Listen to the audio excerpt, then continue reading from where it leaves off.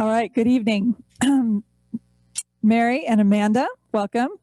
As we did with the other candidates, we're going to give you each 2 minutes to do a short introduction. Introduce yourselves to your audience. And again, these are our Georgetown City Council candidates for District 1.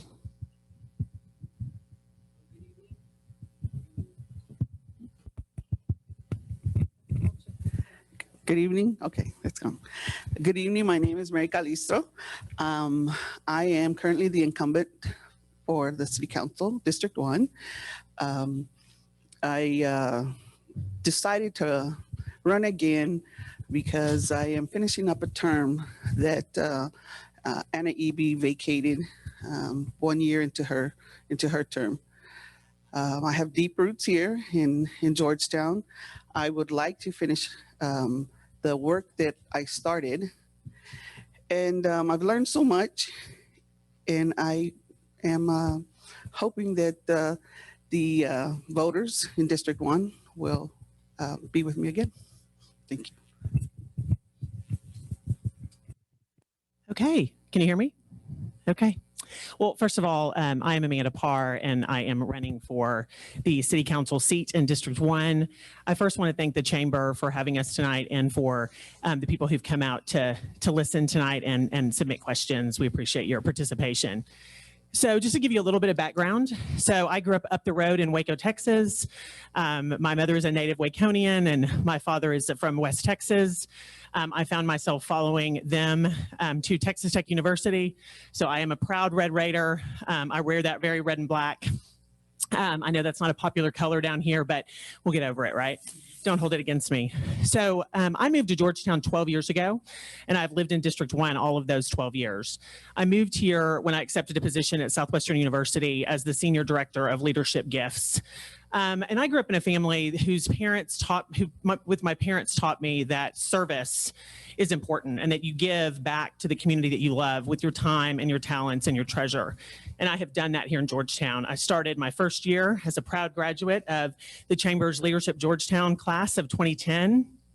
I jumped into many organizations and have volunteered in many nonprofits and on many civic boards. I am currently the chair of the Historic and Architectural Review Commission, appointed by the City Council and the Mayor, and I'm proud to serve in these roles. I think they have made me uniquely qualified to serve in this position. And I do feel like that this is the next step for me to make even a greater impact here in Georgetown, and I'm ready to serve our district. Many people have asked me, well, why are you running? And the biggest answer that I have right now is, as I said, I've lived in the district the whole time I've lived here 12 years. And in those 12 years, I feel that there's been very little communication and engagement in this district from our district representative. And that needs to change. And I'm ready to give District 1 back the voice that we deserve on City Council. Thank y'all. Great, thank you very much.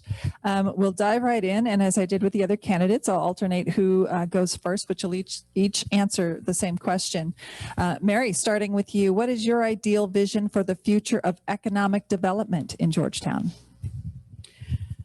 My ideal vision is that there be enough business types, industrial, commercial, businesses that offer jobs that pay a living wage, spread evenly throughout Georgetown, and that those jobs be available for all, and that we can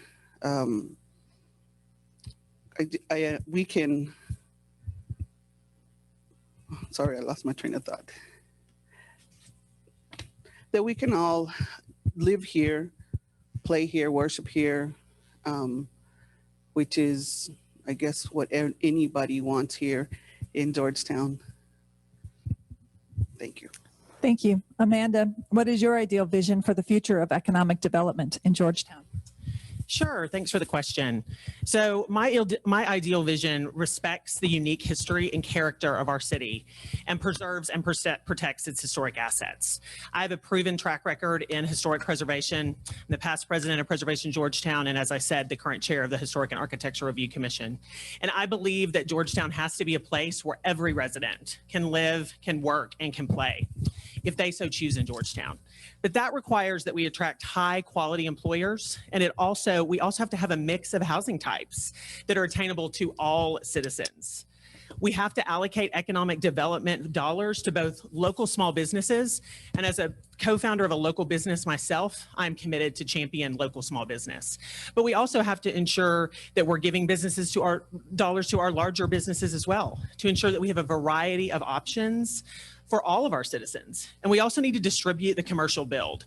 So in District 1, I represent the southeast side. And unfortunately, right now, I don't feel that we have the amount of businesses that we need to fill the need for our citizens on that side of town. Thank you.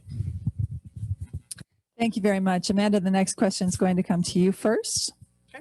A council member, of course, is elected by the voters of their district, but each district has businesses who employ our citizens, provide sales tax for the city, and pay taxes. How do you envision balancing the interest of citizens in your district with the businesses in your district? Yeah, I think that's a tough question and one that I've grappled with. I think that, if elected, you have to balance your district voters and their needs, but you also have to prioritize the needs of the community and the businesses in your district. So it is my personal objective to be open-minded, transparent, and accessible to all constituents in District 1, but also to the Georgetown community as a whole. I do believe that you are elected to represent your district, but you represent the city of Georgetown.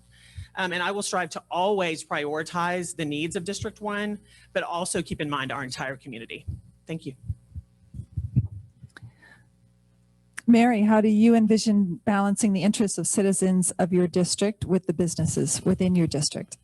Well, I'm glad you asked that question. I just came out of a economic study with Michaela Dollar, who because that was a question that I was asking, how are we going to bring in more, businesses, HEBs, coffee shops, drive-through, Sonic, I don't know. And so what they did was she invited me to this economic study that they did. And in that study, we found that in our district, there's 20,000 people, ranging from their pay range is 80,000 to 113,000. So looking at that, bringing in what we can in the right time, that is, my, way that I could balance, the interest of the citizens and the businesses. Thank you. Thank you very much. Back to you for the first response, Mary. The city of Georgetown called a mobility bond. Based on the current information available, would you or did you support the call for a bond vote, and why? Were there any projects you think that should have been added or removed? All right, thank you. First question, to answer the first question, yes. Why? Well, I felt that there were enough, we had enough representation from, a committee was formed, and each council member had a representative on this committee. So I just feel that what the dialogue between this committee and bringing it back to the council, this process was fair. And both the city and county decided, we were approached by the county to get some work done in the county. And I drove out there on some county roads where there were 90-degree angles. And it's a good partnership that the city and the county went into.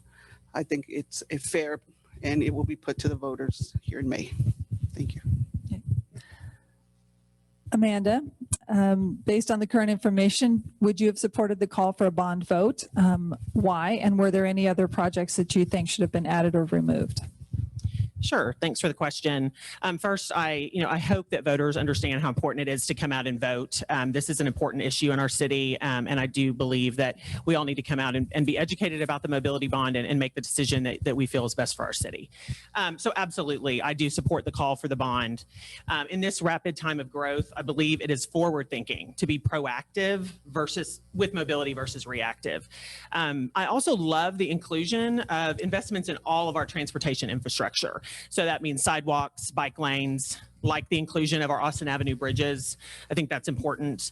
And, pedestrian safety measures as well. So I think, the question is, as Georgetown grows, if not now, when? And I agree that I think we have to be forward thinking and be, as I said, proactive and not reactive. You hear a lot, well, if we don't build it, they won't come. Well, they're here, and we need to be proactive about what we're doing. And so, yes, I support the mobility bond. Thank you. Thank you very much. Question from the audience that I'm just going to paraphrase a little bit. District 1 has a large population of minority constituents. What's your plan for reaching the people of District 1? Thanks for that question. I completely agree. District 1, for those that don't know, has the only minority majority district in the city. And I think that's important. And I think we have to uplift the history and heritage of that part of the district. And the easy answer is that, what I'm already doing. So what I do every day in my job in Southwestern is meet people where they're at, ask the right questions, find out what their needs are, what their thoughts are, what their ideas are. And that's what I'm already doing now with the areas of the district that I'm not as familiar with. And to be completely honest, there are areas that I'm not as familiar with that aren't around my home. And I need to get to know those parts of the district better. And I will ensure that I will do that. As I said, it's my personal objective to be open-minded, transparent, and accessible to all in the district and to communicate with all in the district. I think right now we have a problem with there being even any communication in the district. And so that will change under my leadership. And I will be sure that everyone is communicated with and that their thoughts, needs, and ideas are heard, and more importantly, acted upon at the city council level. Thank you. Okay, Mary, the question is, District 1 has a large population of minority constituents, and how do you plan to reach the people of your district? I think I've already been doing that, born and raised in Georgetown. I live currently in my paternal grandmother's home in San Jose, which is 100%, or let me take that back, 99% Hispanic population. People on Katy Lane speak Spanish. I have no problems communicating with them. My childhood home was on West Street, which is right behind the council chambers. So I feel that I am in the mix, and I feel that the communication, is a two-sided thing. I'm not going to barge into somebody's, space. If they have concerns, they've come to me through emails, phone calls, social media. Thank you.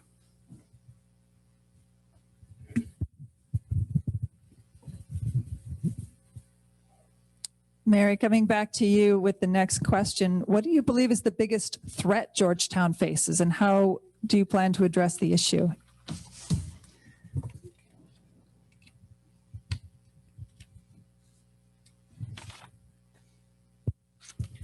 Biggest threat.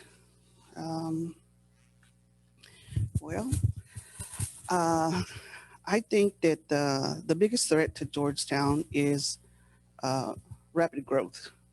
And it's almost like we can't keep up. I believe more conscientious planning, consideration to what's being built and where it's being built, and the people who are being affected where that build is, be it business or roads, and even, I guess, homes. I believe that if we can take into consideration when we're planning other people, who I guess, make their comments known that they're not pleased, just to find a way to compromise. Thank you. Amanda, what do you believe is the biggest threat that Georgetown faces, and how would you address the issue if elected? Sure. Well, there's no surprise here. I think Mary and I agree on this, that that is our growth. So managing our growth appropriately is our biggest threat. For me, as our community grows, we need to be proactive, and it's critical to plan for both the short and the long term. We have to create innovative solutions as we expand our water, our electricity, and we have to keep our citizens safe by supporting our first responders. I am a champion for first responders, and we have to continue to support them so that we can keep our city safe. Keys to managing growth: clear and consistent policies, fiscal responsibility, and respectful development that help maintain our small town charm. And we have to also do that by providing the amenities and resources of larger cities. And we also have to be mindful that as we grow, we are not overlooking our most vulnerable residents. Thank you. Thank you. Final question, and it will come to you first, Amanda. In January 2020, the Chamber of Commerce sent a letter to City Council in support of City Council adding downtown parking. It's a hot topic. The Chamber's board was indifferent on the location and encouraged Council to move forward with the addition of parking. As of March 2021, there's been no progress on additional parking structures in downtown. What's your solution for parking in downtown Georgetown? Sure, thanks for the question, and I do agree it's a hot topic. So first and foremost, the need for public parking is imminent. And I understand why our downtown business owners, our citizens, and visitors to Georgetown are eager for a parking solution. I am in favor of a well-designed, well-located parking option. And I also believe that that should be ideally close to our core. One side note from me is that I grew up with a handicapped parent. And so I know what it feels like to be with someone who uses aids, and I know what it's like to push a wheelchair. And so we need to be close to our core with parking if possible. So I would support it being close to our core. Also, as a preservationist, it is important to me that we respect our design guidelines and our Unified Development Code, and that a parking garage fit into the fabric of what downtown already is. But we absolutely need parking. The solution is not parking in our residential areas. And so again, I would support a well-designed, well-located parking garage. Thank you. Mary, question to you, of course, about downtown parking, and what is your solution for parking in downtown Georgetown? We paid for a consultant. The city paid for a consultant to come out and do their study. He was professional, and in my opinion, I mean, if we're talking fiscal responsibility, let's not waste the citizens' money and put the suggestions, the parking garage in the suggestions of this study. Thank you. Thank you both very much. I will give you each 1 minute now to just do your closing statements, and we'll start with Amanda.